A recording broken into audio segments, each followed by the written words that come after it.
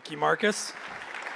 I gotta watch my step. I actually did fall off earlier. We did a dry run, and apparently I am both visually and spatially impaired. So I'll make sure I slide over.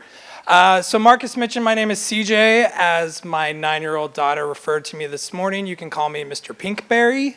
But otherwise, I am part of studio engineering, and our main objective essentially is for building out back-end engineering tools for essentially the studio and productions. And I'm gonna dive into that a little bit more.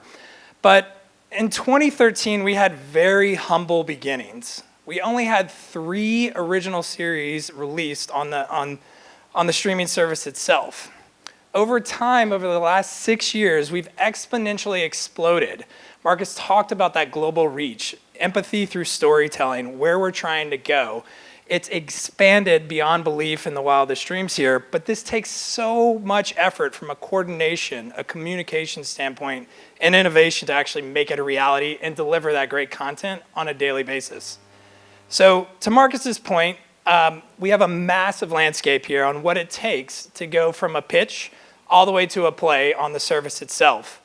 I want to give you all just a small, tiny sampling of what that means in the production space. So the metaphor we like to use here at Netflix is think of essentially the company as an airport.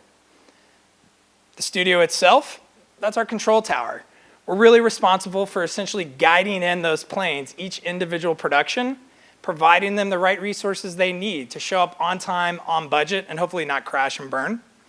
But we're Netflix, right? We're very ambitious. So we like to take those planes and do it tens of hundreds of times and scale it globally, all at once. So welcome to Netflix. In the production space, really what we're talking about within here is essentially something that's not necessarily a linear sequence of events. We've got a lot of different phases going on across the board here, whether that's development of script and content, what rights should we acquire, contract deals we're gonna negotiate, all the way through from pre-production planning, script breakdowns, to actually shooting that content itself during the production phases. As we bleed into post-production, part of also the animation studio, visual effects, everything in between. And what we're doing in studio engineering is building out that global studio so we can actually empower those content creators to focus on what they do best, which is creating amazing, compelling content and getting out of the way of dealing with the business and the workflow problems.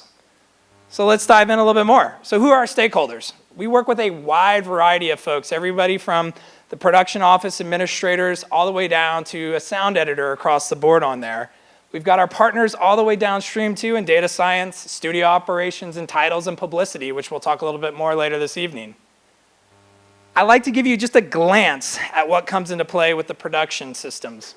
We've got everything from confidential data management around rights, deals, contracts with vendors, to shooting the actual raw footage, but getting that back and delivering all those assets. We could be shooting out in the middle of a desert. How are we gonna successfully deliver that and get those assets back to actually be versioned, indexed, searchable, link up that metadata associated with it? It's a huge challenge at all levels of the infrastructure and the experience for the producers themselves.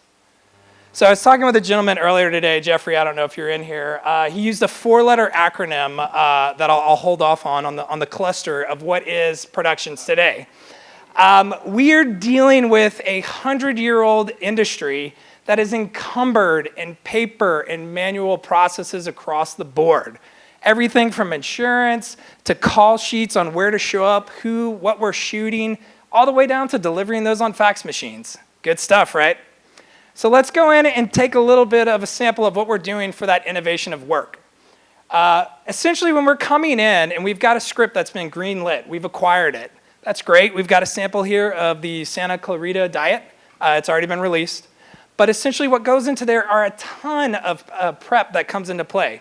We need to know where we're shooting, how many actors are associated with that and actresses. Is it outside? Is it inside? Special effects, visual effects. Maybe there's intellectual property we need to be concerned about in acquiring those rights. It's a very time-consuming process to break that down step by step by step. We're actually going through and looking at innovative solutions on how we can automate this and enable the business to get through this faster and feed into scheduling. How do you know maybe a soundstage is available? Maybe there's a specific Foley artist you're really interested in working with, but you've got to know at the right time when they're available. But also to Marcus's point, managing out that slate and when you're trying to hit that time to deliver to market. It is no small feat. So where we really want to get to is that production triumvirate, where we can mix in both managing scripts, scheduling, and budget, and take that innovation to the next level. In order to do that, there's a lot of tools for the trade within there.